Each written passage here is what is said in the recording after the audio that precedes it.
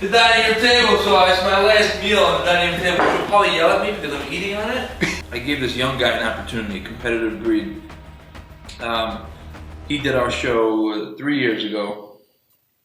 3 years ago, he's from Long Island. Traveled like planes, trains, and automobiles. Came out here for a one-on-one posing session. Filmed it. Really, really super nice guy. Young dude, but really smart and respectful. Competed.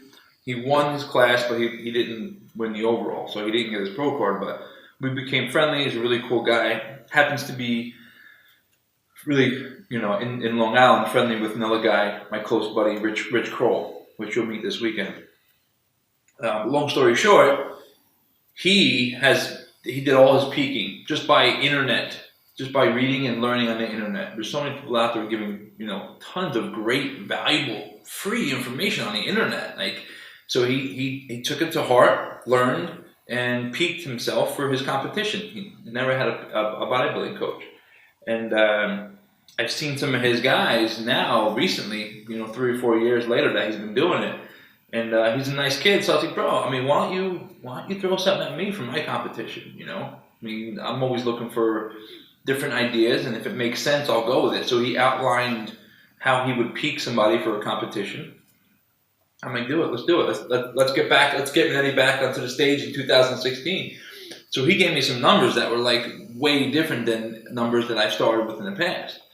Like he's got me on like 325 carbs, 250 grams of protein, and 75 grams of fat on a workout day.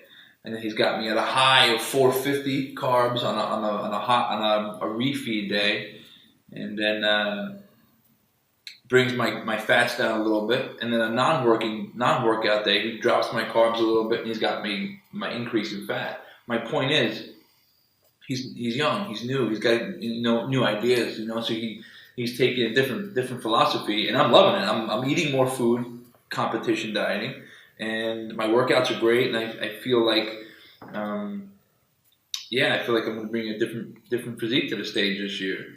It's not so much dieting, it's more like building up your metabolism and then tweaking it a little bit.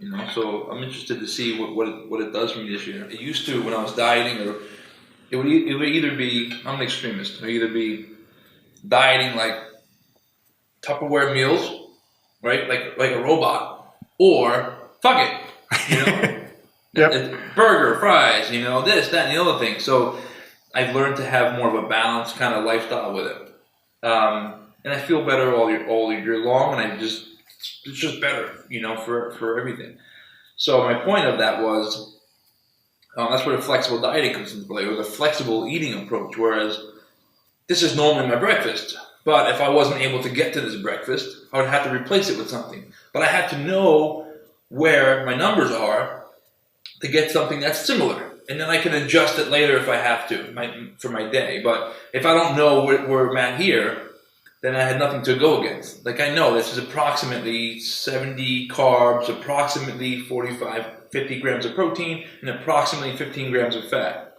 So I had to figure out something that's going to replace that. And if not, I eat whatever I can, and then I figure out for the rest of the day. But there has to be some kind of give and take. Like I was talking to somebody this morning, and she's like, don't tell me I can't eat ice cream. I'm not going to do it. I'm like, I have ice cream every fucking night. I have chocolate after mostly every meal, a little piece of chocolate. She's like, really? She was considering like apples bad because they have sugar in it. Like, just there's so many different, like, I'm amazed at all the information out there. And maybe because I'm so engulfed in the industry that it's around me all the time, but I'm amazed at the theories and the myths are still out there, and people still live by them. Like, they still think that they can't have ice cream. They still think that they have to eliminate it from their diet. I'm like, no, you don't have to. You can't eat a half gallon, and you can't eat a half gallon and then go for a piece of cake, and you can't do it all day. You're going to have some give and take, like that. That resist. You're going to have the balance of somewhere along the lines. Kind of take it when you want it, and it's a nice little treat. If you eliminate that, because you're on a diet, what do you think is going to happen the first time you have it? You're going to go bananas, and you're going to go into an eating frenzy. I've done it. I've been there, where I had so much food in my throat, I felt like it was going to come up and throw up. Like I couldn't lay down, I couldn't swallow because there was so much food in my body couldn't process it. That's called a binge. Because I would be so structured and so, strict with my food, that once I did have it in my mouth, it was not only a discipline thing, but it was a physiological thing.